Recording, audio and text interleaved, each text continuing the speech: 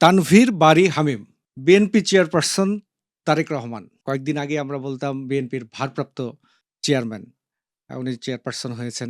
তিনি দীর্ঘদিনের নির্বাসিত জীবন শেষে এখন তার মাতৃভূমি বাংলাদেশে।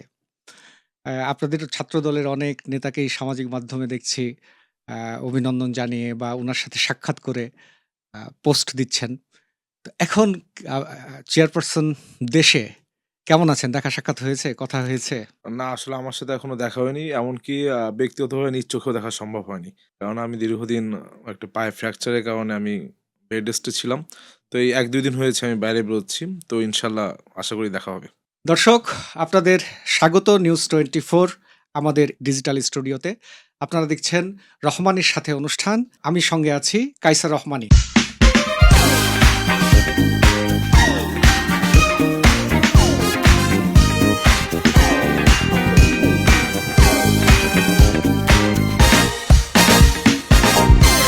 আজকে আমাদের সাথে উপস্থিত আছেন যার সঙ্গে একটু আগেই কথা বললাম। আপনারা অনেকেই উনাকে চেনেন। বাংলাদেশ জাতীয়তাবাদী ছাত্রদলের আহ্বায়ক কবি জসীমউদ্দিন হল শাখা, ঢাকা বিশ্ববিদ্যালয়ের ছাত্রদলের আহ্বায়ক এবং বিগত দিনে যে ডাকসু নির্বাচন হয়েছে, সেই ডাকসু নির্বাচনে সাধারণ সম্পাদক অর্থাৎ জিএস পদে উনি নির্বাচন করেছিলেন।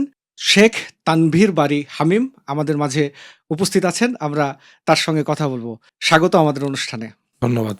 কেমন আছেন এখন? আপনার পায়ের অবস্থা তো দেখলাম বেশ খারাপ। সব মিলিয়ে কেমন চলছে? না এখন ভালো আছি আল্লাহর রহমতে। আর পায়ের অবস্থা খারাপ থাকলে তো বসে থাকা যায় না। হুম, দীর্ঘ ১৭ বছর কিন্তু আমি যখন আমার ছোটবেলা থেকে শুরু করেছি, মানে যখন লাস্ট বিএনপি ক্ষমতায় ছিল হুম, ২০০৭ সাল, তখন আমরা ক্লাস 3 তে ভর্তি হই। এরপর থেকে কিন্তু দীর্ঘদিন প্রায় ১৭ বছর বা ১৮ বছর পর এখন বাংলাদেশে একটা সত্যিকার অর্থে ভোট হবে। হুম। তো পা ভাঙা থাকলেও কিন্তু ভোটের কারণে আ শরীরের ভিতর যে উদ্দীপনা কিংবা আগ্রহ সেটা কিন্তু হার মানাচ্ছে এবং এই অবস্থায় কিন্তু আমরা বিভিন্ন প্রচারণা বা হুম। দলের পক্ষে যেটুকু করা যায় সেটা করার চেষ্টা করছি। ছাত্রদলের রাজনীতির সাথে কিভাবে যুক্ত হলেন? রাজনীতিতে কিভাবে আসলেন? আসলে আমি আমার বেড়ে ওঠা একটি রাজনৈতিক পরিবারে। আমি যখন ক্লাস 3-4 এ পড়ি তখন দেখতাম যে আমাদের বাসায় অনেক লোক। হুম, আমার গ্রামের বাড়িতে সবসময় লোকে লোকারণ্য এবং আমার চাচা তখন বাংলাদেশ জাতীয়তাবাদী ছাত্রদলের কেন্দ্রীয় সংসদের সভাপতি। আমি জানতাম না তার এত বড় পদ। কিন্তু দেখতাম সবসময় তাকে ঘিরে লোক বা অনেক লোক এবং সবাই তার সাথে কথা বলছে, তার সাথে হাত মেলাচ্ছে। সেখান থেকে আমার একটা আগ্রহ যে উনি আসলে কি করেন? তখন আমার বুঝতে শুরু করলাম যে তিনি রাজনীতি করেন এবং ২০০৮ সালে যে নির্বাচনটা বানচাল হয়েছিল, সেই নির্বাচনে উনি খুলনা ৪ আসন থেকে নমিনেশন পেয়েছিলেন। ছাত্রদলের হুম। সভাপতি থাকাকালীনই। তখন আমি তার সাথে গিয়েছিলাম এবং ওই সময় গাড়ির আ ভিতর থেকে ছাদে মাথা তুলে বিভিন্ন জায়গায় হাত নাড়ছিলাম। তো তখন থেকে আমার রাজনীতির প্রতি একটি আগ্রহ। এরপরে আমি তখন আমি ক্লাস 3-4 এ পড়ি। এরপর যখনই ঢাকা শহরে আসতাম আমার আচ্ছা, একটু থামাবো। জি, আপনি যেটা বুঝলাম যে চাচাকে দেখে উৎসাহিত জি। হয়েছেন। চাচার নামটা কিন্তু এ পর্যন্ত আচ্ছা। বলেন নাই। উনার নাম আজিজুল বারী হেলাল। উনি বর্তমানে বিএনপির কেন্দ্রীয় তথ্য বিষয়ক সম্পাদক পদে আছেন এবং খুলনা ৪ আসন থেকে ধানের শীষে হ্যাঁ, নমিনেশন পেয়েছেন। হ্যাঁ, এবার বলেন। তো এরপরে যখনই ঢাকায় আসতাম, ঢাকায় আসলে আমার চাচাতো ভাই আছে। উনি আমাকে সবসময় মধুর ক্যান্টিনে নিয়ে যেতেন হুম, এবং নিয়ে ১ কাপ লাল চা খাওয়াতেন। তখন আমি 4, 5, 6 এ পড়ি। হুম, প্রত্যেক বছরই একবার ঢাকায় বেড়াতে আসতাম। যেহেতু আমার ২ জন চাচা ঢাকায় থাকেন। তো উনি আমাকে চা খাওয়ায়, তার নাম রহমাতুল বারী বিহক। তো সে আমার চাচাতো ভাই নন পলিটিক্যাল। তো সে আমাকে বলতেন যে, "বেটা এখানে চা খা। চা খেলে রাজনীতি শিখতে পারবি, বক্তব্য ভালো দিতে পারবি।" তো মধুর ক্যান্টিনে যাইতাম, ঢাকা বিশ্ববিদ্যালয়ে ঘুরতাম। সেখান থেকে ঢাকা বিশ্ববিদ্যালয়ের প্রতি একটি আমার অন্যরকম প্রেম। হুম, এরপরে আমি জানতে পারলাম যে ঢাকা বিশ্ববিদ্যালয়ে যদি পড়া যায়, হুম। বড় নেতাও হওয়া যায়। সেখান থেকে আমার আগ্রহ। আমি কিন্তু ক্লাস 4-5 থেকে স্বপ্ন দেখি যে আমি আচ্ছা। ঢাকা বিশ্ববিদ্যালয়ে পড়বো এবং একদিন আমিও কেন্দ্রীয় ছাত্রদলের সভাপতি, সাধারণ সম্পাদক হব। তো আমি ১ম ফেসবুক খুলি ২০০৭ সালে। তখন ক্লাস 3 তে পড়ি। তো আমার এক কাজিন খুলে দেয়। তখন আমি ফেসবুকে লিখেছিলাম ২০৩১ সালে আমি কেন্দ্রীয় ছাত্রদলের সভাপতি হব। ফিউচার প্রেসিডেন্ট অফ বাংলাদেশ জাতীয়তাবাদী ছাত্রদল অন 2031। আচ্ছা। আমার একটা পুরানো আইডিতে এটা এখনো বায়ো দেওয়া আছে। তো আমি তখন থেকে আসলে আমার রাজনীতির প্রতি একটি আগ্রহ। এরপরে আস্তে যখন বড় হলাম, ক্লাস 7 এ আমি সর্বপ্রথম ছাত্রদলের মিছিল করলাম। সেটা তো বুঝলাম রাজনীতিতে কিভাবে আসলেন। অনেকগুলো তো সংগঠন ছিল। জি। ছাত্রদলেই কেন? অন্য কোনো আ সংগঠনে কেন নয়? যেটা সত্যি ১ম এ তো একটা পারিবারিকভাবে আসা। এরপর আমি যখন দেখছি যে বারবার দমন-নিপীড়ন এই সংগঠনের উপর চলছে এবং সবাই শেখ হাসিনাকে তৎকালীন সময় খারাপ বলছে। হুম, আমি তখন 5-6 এ পড়ি। হুম, সেখান থেকে আমি বুঝলাম যে না এই সংগঠনের নিশ্চয়ই কোনো ভিত্তি আছে। এরপরেই কিন্তু আমি এই সংগঠনের ইতিহাস সম্পর্কে জানা শুরু করলাম।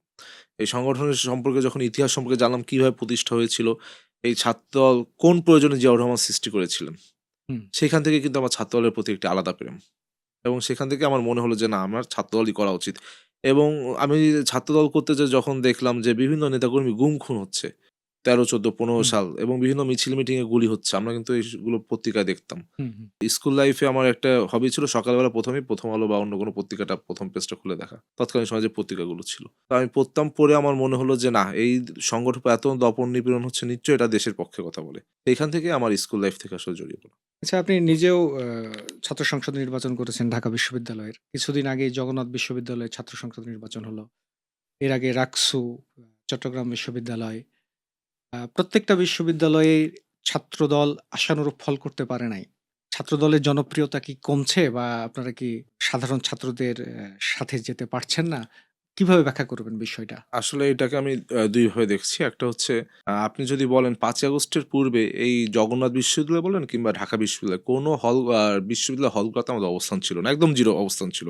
হুম, আমরা ২০১৮ সালে একবার নির্বাচন ওই যে ১৯ সালে ডাকসু নির্বাচন হয়েছিল সেই হুম, সময় কয়েকদিনের জন্য যেতে পেরেছিলাম। হলে থাকতে পারিনি।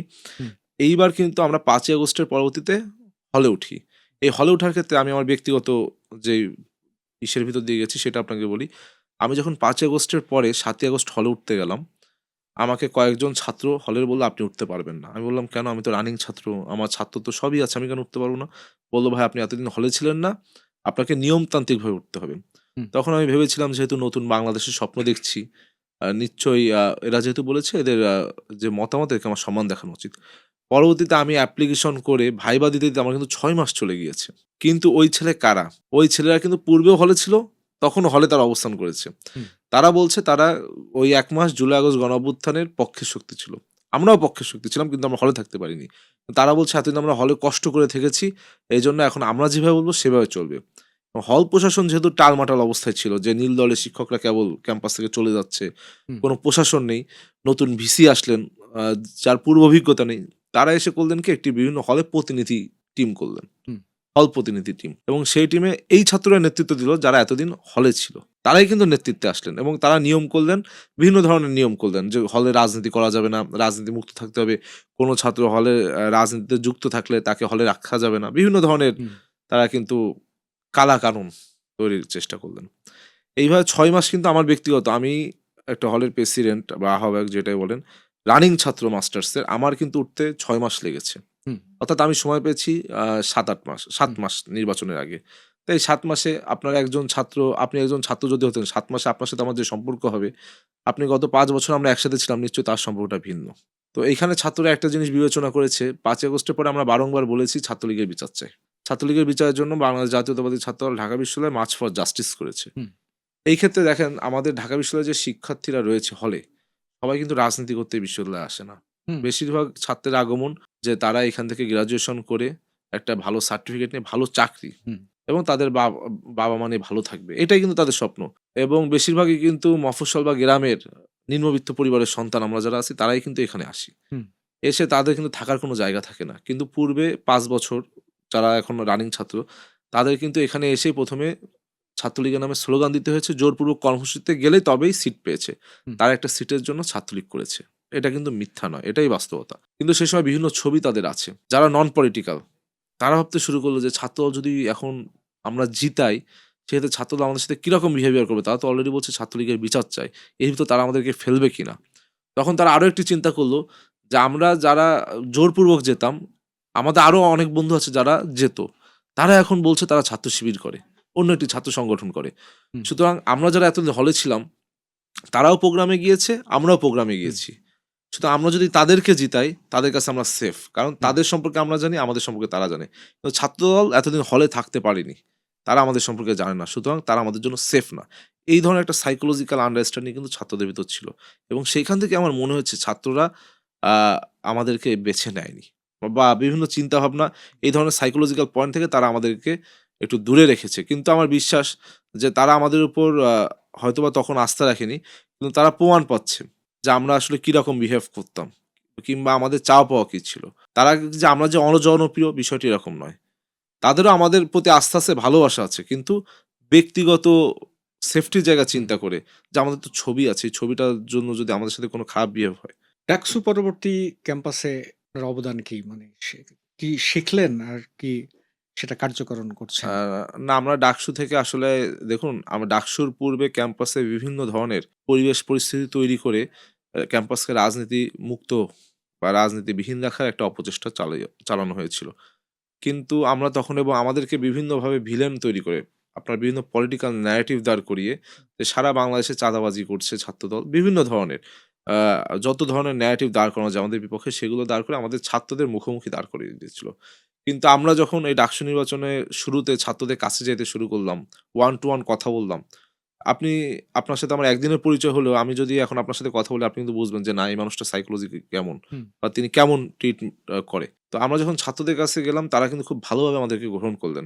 আপনার এই ডাকসু নির্বাচনের পূর্বে এতদিন প্রচার করা হয়েছিল, একটি অপপ্রচার চালিয়েছিল ছাত্র শিবির বা অন্যান্য ছাত্র সংগঠন, যে ছাত্রদল রানিং ছাত্রদেরকে দিয়ে ডাকসু নির্বাচন করবে না, সিনিয়রদের দিয়ে করবে। আ যারা ছাত্র না। এই ধরনের একটা বাবল কিন্তু তারা তুলেছিল হুম, আমাদেরকে অজনপ্রিয় করার জন্য। কিন্তু পরবর্তীতে যখন ছাত্ররা দেখলো যে না, যারা আমাদের সাথে ক্লাস শেয়ার করে, যারা আমাদের সাথে বিভিন্ন এক্সারশন এ যায়, যারা আমাদের সাথে ক্লাসের শিট শেয়ার করে, হুম। তারাই নেতৃত্বে যেতে চায়। তখন কিন্তু তারা খুব ভালোভাবে এটা গ্রহণ করেছে এবং আমাদের মনে হয়েছে যে ডাকসুর পরে আমাদের ছাত্রদলের একটা অর্জন, যা আমরা চাইলে এখন যেকোনো শিক্ষার্থীর কাছে যেতে পারি। এবং ডাকসু থেকে আমরা একটি প্রাপ্তি, যে আমার মনে হয় যে ছাত্র রাজনীতি আ ছাত্রমুখী করার যে প্রবণতা, সেটি আরো বৃদ্ধি পেয়েছে। অর্থাৎ এখন আমি চাইলে একটা ছাত্রের রুমে যাইতে পারি। কেননা এই ছাত্র আমাকে চিনে। আমি নির্বাচনের প্রচারণার জন্য কিন্তু প্রত্যেক রুমে গিয়েছি। হুম। অর্থাৎ সব জায়গায় আমার একটা অ্যাক্সেস তৈরি হয়েছে। এটা ছাত্র সংগঠন হিসেবে আমাদের অর্জন বলে আমি মনে করি। আচ্ছা, গত ১৭ বছর এই অনুষ্ঠানে অনেকেই আসছেন। কারো মামলা ২০০, কারো ৩০০, কারো ৪০০, কারো ৫০০ পর্যন্ত পেয়েছি। আপনার কি অবস্থা? আমার আসলে ১ম মামলা হয় নিরাপদ সড়ক আন্দোলন। ২০১৮ সালে, আমি তখন কলেজের ছাত্র। এরপরে আমাদের নামে আর কোনো মামলা হয়নি। যেহেতু আমি ঢাকা বিশ্ববিদ্যালয়ে চান্স পেয়ে তার ১ বছর পর কমিটি হয়। আমি তখন হলের প্রচার সম্পাদক ছিলাম। আমাদের সময় একটি মামলা হয়েছিল। সেই মামলাটা প্রত্যেক হলের প্রেসিডেন্ট সেক্রেটারির নাম ধরে আর হচ্ছে সেন্ট্রালের নেতৃবৃন্দকে দিয়ে হয়েছিল। সেইখানে আমার কোনো মামলা নেই। কিন্তু প্রত্যেকটা ক্ষেত্রে আমরা কিন্তু বিভিন্ন বঞ্চনার শিকার হয়েছি। বিশ্ববিদ্যালয় জীবনে ক্লাস করতে গিয়েছি। আমার ডিপার্টমেন্টে একটি ক্লাব কমিটি হবে। সব ছাত্ররা চাইছে আমি ওই ক্লাব কমিটির সেক্রেটারি হই। কিন্তু এখানে যারা ছাত্রলীগের, তারা বলছে যে, "তুমি হতে পারবা না।" এমনকি ভোটেও আমি হচ্ছি। কিন্তু তারা বলছে, "তুমি হলে মার খাবা। বা তুমি আর কোনদিন পরীক্ষাও দিতে আসতে পারবা না।" এমনকি আমি আমার পরীক্ষাগুলা কিভাবে দিতাম, আপনি মানে শুনলে অবাক হবেন যে, ধরেন আমার ফাইনাল পরীক্ষা চলছে। আমি তো জানি যে ওঁত পেতে থাকতে পারে। ছাত্রলীগ কিন্তু তখন ওঁত পেতে থাকে যে হুম, ছাত্রদল পেলেই মারবে। এই ২৮শে অক্টোবর এর পরবর্তীতে এই নির্বাচনের আগে যে বিএনপি অবরোধগুলো দিয়েছিল, ভোর ৬টা ৬:৩০ টার দিকে আমি কাঁটাবনে ঢাকা বিশ্ববিদ্যালয় ছাত্রদলের পক্ষে আন্দোলন করেছি। হরতাল সফলের মিছিল করেছি। করে ৯ টার দিকে আমার পরীক্ষা। তখন কিন্তু পরীক্ষাগুলো বন্ধ করত না। হুম। তা আমি ভাবলাম যে ১ বছর গ্যাপ দিব, কারণ পরীক্ষা দিতে যাই। আমি পরীক্ষা শুরু ৯ টায়, আমি পরীক্ষা দিতে গেছি ৯:৪৫ এ। যাতে কেউ ওঁত পেতে থাকলে আমাকে সবাই ভাববে যেহেতু আজকে আসবে না। ৯:৪৫ এ পরীক্ষা দিতে ঢুকে আমি বেরিয়েছি সবার আগে। হুম। পরীক্ষা ছিল ৩ ঘন্টা। ৯:৪৫ থেকে ৯টা থেকে ১২টা। আমি ৯:৪৫ এ ঢুকে ১০:৪৫ এ বেরিয়ে গেছি, যাতে কেউ আমাকে ধরতে না পারে। এইভাবেই কিন্তু আমরা আমাদের প্রত্যেকটা সময় আমরা কিন্তু নৈতিকতার সাথে আপোস করিনি। কিন্তু আমাদের সংগ্রাম আমরা অব্যাহত রেখেছি। ছাত্র জনতার মহান আন্দোলন। এই আন্দোলনে আপনার কি ভূমিকা ছিল? এই আন্দোলন যখন ১ম শুরু হয়, পহেলা জুলাই, পহেলা জুলাই তো শুরু হয় ১ম আন্দোলন। তখন কিন্তু আমি খুলনায়। ২রা জুলাই যখন আমি ঢাকা চলে আসি। কারণ তার আগে আমাদের ক্যাম্পাস ছুটি ছিল, আপনার মনে আছে হুম, হয়তোবা। এই ছুটি খুলে পরে আমি ২ তারিখ চলে আসি। ২ তারিখ আসার পর আমি ১ম এই আন্দোলনে, তখন বিভিন্নভাবে আন্দোলনটা সংগঠিত হচ্ছে। এবং আমরা ছাত্রদলও সংগঠিত হচ্ছি, যে আন্দোলনটাকে কিভাবে করা যায়। হুম। তখন আমি ১ম নিজেকে আ আ তুলে ধরলাম। আমার এক বড় ভাই আছে খুলনা জেলা স্কুলের। উনি একজন ব্যবসায়ী। উনাকে বললাম, "ভাই, এই শাহবাগ চত্বরে আমাদের অনেক শিক্ষার্থী অবস্থান নিয়েছে এবং প্রত্যেকে আমি দেখছি যে অনেক ঘর্মাক্ত, তখন গরমের সময়।" তখন আমি বললাম যে, "আপনি এক কাজ করেন, এখানে হাজার, হাজার মানুষ, আপনি আমাকে কিছু পানি কিনে দেন।" সে বড় ভাই আমাকে পানি কিনে দিল। আমি তখন ১ম পানি বিতরণ করলাম। আপনার মনে আছে কিনা, এটা হচ্ছে ৮ই জুলাই করেছি। এর ৪-৫ দিন পর কিন্তু ওই তৎকালীন সময় ডিবি প্রধান হারুন, সে হুম, বক্তব্যে বলেছিল যে, "শাহবাগে কারা পানি দিচ্ছে, কারা কি করছে, এগুলো সব লিপিবদ্ধ আছে, এদের সমর্থন ধরা হবে।" এই পানি দিয়ে শুরু। এরপরে আমার কিন্তু রেগুলার আমরা মিছিল মিটিং এ থাকতাম। পরবর্তীতে যখন ১৬ জুলাই ঢাকা বিশ্ববিদ্যালয়ে নারী শিক্ষার্থীদের উপর হামলা হলো। সকল শিক্ষার্থীর উপর হামলা হলো, মহানগর ছাত্রলীগ-মাত্রলীগ বিভিন্ন জায়গা দিয়ে এনে। তখন কিন্তু আমরা ঐদিন সন্ধ্যাবেলায় কেন্দ্রীয় ছাত্রদলের সভাপতি রাকিব ভাই আমাদের একটি মেসেজ দিলেন যে রাত ৭টা বা ৭:৩০ টার দিকে চাংখারপুলে আমাদের অবস্থান নিতে হবে। কারণ তখন একটা আন্দোলন প্রশমিত হচ্ছে। ঠিক ওই মুহূর্তে ছাত্রলীগ বলছে তারা ক্যাম্পাস দখল নিয়ে ফেলেছে এবং ঐদিন দুপুরে কিন্তু তারা আ শিক্ষার্থীদের মেরেছে। তো আজকে যদি আমরা ঘুরে দাঁড়াতে না পারি, আগামীকাল থেকে শিক্ষার্থীরা আন্দোলনে আসবে না। তারা ভীত সন্ত্রস্ত হবেন। তো আমরা ঐদিন ৭:৩০ দিকে যাই। ৭:৩০ দিকে আমরা কিন্তু অবস্থান নিই চাংখারপুলে। তখন আমি নাহিদ ইসলামকে চিনি না। কিন্তু ওই সময় আমরা যখন অবস্থান নিই তিনিও এসেছিলেন। তখন নাহিদ ইসলাম ছিলেন এবং আমরা প্রায় ০.৫ ঘন্টা ৪০ মিনিট লাঠিসোঁটা নিয়ে সেখানে অবস্থান নিই। একদম মাঝখানে। হুম। এবং সবসময় শুনতেছি ছাত্রলীগ আসতেছে, আসবে। ক্যাম্পাস বন্ধ ঘোষণা হলো তখন ছাত্ররা স্লোগান দিল যে তারা যাবে না। পরের দিন সকালে আমি ক্যাম্পাসে গেলাম। ক্যাম্পাসে ১ম প্রহরে কিন্তু বোমা হামলা হলো একটি। ওই যে পুলিশ ককটেল হুম, হামলা হুম, করলো। আক্তারকে ধরে নিয়ে গেল, আক্তার ভাইকে। এরপরে ঐদিন গায়েবানা জানাজা ছিল। ওইটা সকাল থেকে দুপুরে দেওয়া হলো। ভিসি চত্বরে গেলাম। ওইখানে গায়েবানা জানাজা হবে। ওইখানে তৎকালীন যে ৬ সমন্বয়ক তারা ছিলেন, আমাদের ছাত্রলীগ নেতৃবৃন্দও আছেন। এর মধ্যে আমরা শুনলাম যে কাঁটাবন আপনার নীলক্ষেত গেট থেকে আমাদের যে কফিন বক্স সেটা ঢুকতে দেবে না। তখন আমি ওই সময় সমন্বয়ক ছিল কাদের, আমার বন্ধু আব্দুল কাদের। তো আমরা সহ ৫-৬ জন আমরা মিছিল সহকারে গেলাম। যে ওইখানে পুলিশের কাছ থেকে এক প্রকার জোর করে আমরা ৬ টি কফিন, কারণ তার আগে কিন্তু বাংলাদেশে তার আগের দিন পর্যন্ত ৬ জন বা ৭ জন মারা গিয়েছে। হুম। ৬ টি কফিন আমরা আনলাম মিছিল সহকারে এনে সেখানে গায়েবানা জানাজা পড়লাম। পরবর্তীতে যখন গায়েবানা জানাজা শেষ হলো, প্রত্যেক পত্রিকায় আমার ছবি, বাসা থেকে বারবার ফোন দিচ্ছে, তুই এইখানে? তোকে তো পুলিশে ধরবে, হামলা হবে, বাড়িঘর ভাঙচুর হবে, স্বাভাবিক। মানে আমার ছবিটা একদম ভাইরাল হয়ে গেছে। আমি কফিন মিছিলের নেতৃত্ব দিচ্ছি। পরবর্তীতে আমি ফোন-মোন বন্ধ করে দিচ্ছি যে বাসার কারো কথা আর, হুম, কারণ আব্বা-আম্মা সবসময় চিন্তা করে। পরে আমরা যখন মিছিলটা নিয়ে আগালাম রাজু ভাস্কর্যের দিকে, আমাদের মিছিলের মাথায় এই পাশে আর লেজ পিছে ২ পাশ দিয়ে পুলিশ আক্রমণ শুরু করল। যাওয়ার জায়গা নেই। আমরা যারা সামনে নেতৃত্ব দিচ্ছি কফিন নিয়ে, যাওয়ার জায়গা নেই। হুম। পরবর্তীতে সেখানে এক প্রকার টিয়ার গ্যাস খেয়ে খুব খারাপ অবস্থা। কোনদিন দেয়াল টপকায়নি। একবার স্কুল লাইফে দেয়াল টপকাতে গেছিলাম, প্যান্ট ছিঁড়ে গেছিল। এরপরে ঐদিন ৬ টা দেয়াল টপকায় ঢাকা বিশ্ববিদ্যালয় ত্যাগ করেছি। এবং আ ক্যাম্পাস ত্যাগ করে তখন বাসায় আসছি যে ড্রেস চেঞ্জ করে বের হয়ে যাবো। কারণ আজকে ধরপাকড় চলবে। আমি আমার বাসায় যেয়ে দেখি আমার চাচা, যিনি বিএনপি নেতা, তিনিও ব্যাগ গুছাচ্ছেন। তিনিও কোথাও চলে যাবেন, আমিও কোথাও চলে যাবো। পরে ২ জন ২ দিকে চলে গেলাম। এরপর আমি গেলাম বসুন্ধরা আবাসিক।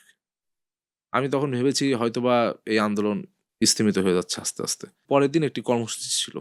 জুম্মাবাদ হুম। বিক্ষোভ মিছিল হবে। আমি যে অবাক যে বসুন্ধরায় স্লোগান হচ্ছে। তখন আমি সাথে, সাথে বাসা থেকে নিচে নামলাম। তার আগে আমি আমার বিশ্ববিদ্যালয়ের বিভিন্ন বন্ধুদের সাথে কথা বলেছিলাম, কারা, কারা এই পাশে আছো? সবাইকে সংগঠিত করে আমরা ওই মিছিলে গেলাম। দেখলাম নর্থ সাউথ, আইইউবি প্রত্যেক প্রাইভেট ইউনিভার্সিটির শিক্ষার্থীরা রাজপথ দখল করে নিয়েছে। সেইখানে যে আমি স্লোগান দিচ্ছি বসুন্ধরা আবাসিকে, হঠাৎ করে এই যে আমাদের যে ভিপি ইলেকশন করছে আবির ভাই, তার সাথে আমার দেখা। এরকম ছাত্রদলের অনেকের সাথে আমার দেখা। কেউ কিন্তু প্ল্যান্ড ওয়েতে যায়নি। হুম। আমরা যে যার মতন যে যার জায়গা থেকে গেছি, কিন্তু সবাই সবার সাথে দেখা হয়ে যাচ্ছে। এবং লোকজন আমরা বলতেছে, "হামিম কেমন আছো? আমি যুবদল করি, আমি স্বেচ্ছাসেবক দল করি।" আমাদের লোকজন কিন্তু সব। এবং সাথে প্রাইভেট বিশ্ববিদ্যালয়ের শিক্ষার্থীরা। তো আমরা আন্দোলন করছি আর ওই পাশ থেকে যুবলীগ অস্ত্র যুগে তারাও একটা অবস্থান নিয়েছে। এর মাঝে হঠাৎ করে একটা হেলিকপ্টার এসে, র‍্যাবের হেলিকপ্টার ছিল। পুরো গেমের স্টাইলে তারা এসে আমাদের উপর আপনার ১ম এ আসলে গুলিবর্ষণ করেনি, টিয়ার গ্যাস নিক্ষেপ করেছে। হুম। এবং ছত্রভঙ্গ করে দেয় জায়গাটা। এরপর আবার ছাত্ররা অবস্থান নেয়। এরপর তারা গুলি করে বসুন্ধরা গেটে। তো আমি ঐদিন দেখলাম যে বাংলাদেশের মানুষ আসলে হাসিনাকে আর এক মুহূর্ত দেখতে চায় না। কেননা আমরা যখন আমাদের উপর হামলা হচ্ছে, বসুন্ধরা আবাসিকের ২ পাশের বাড়ির উপর থেকে যাতে টিয়ার গ্যাসের গ্যাসটা আ কমে যায়, উপর থেকে বই খাতা সব ফালাচ্ছে যে আগুন জ্বালায় আপনারা এটা করেন। উপর থেকে মহিলারা পানি ফেলতেছে যে, "বাবা তোমরা পানি খাও।" যে যার গেট খুলে দিচ্ছে যে, "তোমরা এখানে অবস্থান নাও।" অর্থাৎ মনে হচ্ছে বাংলাদেশ এক পক্ষে এবং ফ্যাসিবাদ আরেক পক্ষে। তখন কিন্তু আমরা আরো সাহস পেয়েছি। এরপর কিন্তু বসুন্ধরা আবাসিক এলাকায় আমরা আন্দোলন সংগ্রাম চলমান রেখেছি এবং পরবর্তীতে ১ তারিখে আপনার শহীদ মিনারে, ২-৩ তারিখে ওই বসুন্ধরা থেকে কিন্তু আমরা পায়ে হেঁটে বিভিন্ন উপায়ে এখানে এসে অবস্থান নিয়েছি। আমরা অনেক সময় বলি যে এক দফা ঘোষণা দেওয়া হয়েছে ২ বা ৩ তারিখ শহীদ মিনারে। কিন্তু এটা কিন্তু ভুল। কারণ আমি সেখানে নিজে উপস্থিত ছিলাম ওই প্ল্যাটফর্মে যখন নাহিদ ইসলাম এক দফার ঘোষণা দিলেন সবার শেষে। আপনি অবাক হবেন, সেদিন যাওয়ার পূর্বে আমি দেখছি সমগ্র রাস্তা, সমগ্র ক্রাউড এক আঙ্গুল তুলে তার কিন্তু এক দফা দেখিয়ে দিয়েছে। এবং তার আগে এই যে ১৮ তারিখ থেকে কিন্তু বাংলাদেশের মানুষ বলছে এক দফা। যেটা বিএনপি বা আমাদের যে এখন চেয়ারম্যান সাহেব তিনি কিন্তু ১৪ তারিখে বলেছেন। সুতরাং এক দফার জন্য কিন্তু কোনো বক্তব্য বা কোনো ঘোষণার জন্য কেউ অপেক্ষা করিনি। এক দফা কিন্তু ওই সময় এক দফায় রূপান্তরিত হয়েছে। ৯ দফা থেকে এক দফা। হুম। আচ্ছা, এখন তো ক্যাম্পাসগুলোতে ছাত্রলীগ নাই। ক্যাম্পাসের এখনকার রাজনীতির কি অবস্থা? না আসলে আমরা যেটা ভেবেছিলাম যে ছাত্রলীগ ছাত্র রাজনীতির নামে যে অপরাজনীতি করে গিয়েছে, হুম, সেইখান থেকে এখন হয়তো মুক্ত। হুম, কিন্তু আমরা দেখছি ৫ ই আগস্টের পরে বিভিন্ন সময় যারা এক্সিস্টিং ছাত্র সংগঠন আছে তাদের ভিতর আ মানে কয়েকটি না একটি ছাত্র সংগঠন বিভিন্নভাবে কিন্তু বিভিন্ন ধরনের ন্যারেটিভ দাঁড় করিয়ে, বিভিন্ন অপপ্রচার চালিয়ে আমরা যারা গণতন্ত্রকামী ছিলাম তাদের বিপক্ষে এবং শিক্ষার্থীদের মুখোমুখি দাঁড় করানোর চেষ্টা করছে। আমরা চেয়েছিলাম একটি সুস্থ ধারার প্রতিযোগিতা থাকবে। ক্যাম্পাসে অবশ্যই ছাত্র রাজনীতি যারা করি ভালো কাজের প্রতিযোগিতা থাকবে। কিন্তু আমরা বিভিন্ন সময় দেখতে পাই আমাদের যারা নারী নেতাকর্মীরা রয়েছে মিছিল মিটিং করে, তাদের আ নামে বিভিন্ন ধরনের অপপ্রচার। মানে একজন নারী কর্মী সে যদি ছাত্র দলের পক্ষে হয় সে Facebook চালাতে পারবে না। এমনভাবে অপপ্রচার করা হচ্ছে। বা আমরা আগে দেখেছি আমরা বাক স্বাধীনতা ছিল না। কথা বললে অ্যারেস্ট হইতো বা ছাত্রলীগ মারত। আর এখন আপনি কোনো আপনার কোনো যদি বাক স্বাধীনতা প্রকাশ করেন, দেখা যাবে যে আপনাকে এতভাবে অপমান হেনস্থা করছে যে আপনি বলতে চাইবেন না। অর্থাৎ আগে আপনাকে শারীরিকভাবে অত্যাচার করতো, এখন আপনাকে মানসিক ট্রমার ভিতর ফেলে দেয়। তো এই ধরনের রাজনীতি, অপরাজনীতি যেগুলো আছে, এইখান থেকে আমরা চাইলেও মুক্ত হতে পারছি না। আমরা ৫ই আগস্টের আগে দেখেছি ছাত্রলীগকে, আর ৫ই আগস্টের পরে ছাত্র শিবির। ক্যাম্পাসগুলোতে এই ধরনের রাজনীতি শুরু করেছে। যেটা অপরাজনীতি। কেননা আপনি চাইলে আপনি একটা কথা মতামত দিতেই পারেন। সেটাকে আমি অবশ্যই আমার যদি মনে হয় আমি সমালোচনা করব বা আলোচনা করব একটি কনস্ট্রাকটিভ উপায়ে করব। কিন্তু আমি কেন আপনাকে বাপ মা তুলে গালি দিব? আমার ছোট বোন সে আমাকে প্রায় বলে, "তোর আচ্ছা তুই যে এগুলো অনেক কিছু লিখিস, নিজের বাপ মারে গালি খাস, তোর কি খারাপ লাগে না?" বা আমার ছোট বোন আমারে বলছে, "তুই Facebook এ কখনো আমাদের সাথে ছবি দিবি না, তাহলে ওরা আমাদের ছবি নিয়ে বিভিন্ন খারাপ কিছু বানাতে পারে।" অর্থাৎ প্রত্যেক মানুষ, প্রত্যেক নারী, নেতাকর্মী হোক অথবা আমাদের পরিবার-পরিজন হোক, তারা কিন্তু এক ধরনের মানসিক আতঙ্কের ভিতর আছে। সুতরাং এই অবস্থার ভিতরেই কিন্তু বর্তমানে ছাত্ররা। গুপ্ত রাজনীতি নিয়ে অনেক কথা হচ্ছে। এটা রাজনীতিতে কতটা সুফলতা আনতে পারে? আসলে গুপ্ত কোনো কিছুই তো ভালো নয়। যদি আপনার শত্রু হয়, শত্রুকে চিহ্নিত করা যায়। কিন্তু যে গুপ্ত, তাকে তো আপনি চিহ্নিত করতে পারবেন না। এই গুপ্ত সেজেই কিন্তু আপনার বিভিন্ন সময় বিভিন্ন বড়, বড় রাজনৈতিক দলের নেতাকর্মী বা বাংলা বিশ্বের বিভিন্ন নেতাকে হত্যাকাণ্ড করেছে। কাছের মানুষই গুপ্তভাবে ছিল। সুতরাং গুপ্ত কোনো কিছুই ভালো না। আমরা পূর্বে আপনি যে কিছুক্ষণ আগে জগন্নাথ বিশ্ববিদ্যালয়ের কথা বললেন, এখানে একজন নারী ভিপি বা জিএস হয়েছে। ৫ ই আগস্টের পূর্বে তিনি ছাত্রলীগের মিছিল দিচ্ছেন। আমি শিক্ষার্থীদের রায়কে সম্মান জানাই। শিক্ষার্থীরা ভোটাধিকারের মাধ্যমে তাদের রায় দিয়েছে। আমার কোনো সমস্যা নেই। কিন্তু আ বিষয়টি আপনি বোঝেন যে ৫ই আগস্টের পূর্বে তিনি ছাত্রলীগ করতেন। ৫ই আগস্টের পরে তিনি আ সাধারণ শিক্ষার্থী বনেছেন অথবা সাধারণ শিক্ষার্থী ১ম এ বনেছেন, পরবর্তীতে তিনি আত্মপ্রকাশ করলেন আমি শিবিরের কর্মী, ছাত্রী সংস্থার কর্মী। তো এই বিষয়গুলো হচ্ছে খারাপ লাগার। যে গুপ্ত কোনো কিছুই ভালো না। আপনি প্রকাশ্যে করুন। গুপ্ত কোনো কিছু তো সমাধান হতে পারে না। আজকে যদি আপনার সাদ্দাম বা ইনান ছাত্রলীগের প্রেসিডেন্ট সেক্রেটারি তারা যদি এসে বলে যে, "আমি এতদিন গুপ্ত শিবির ছিলাম। আমিও শিবির।"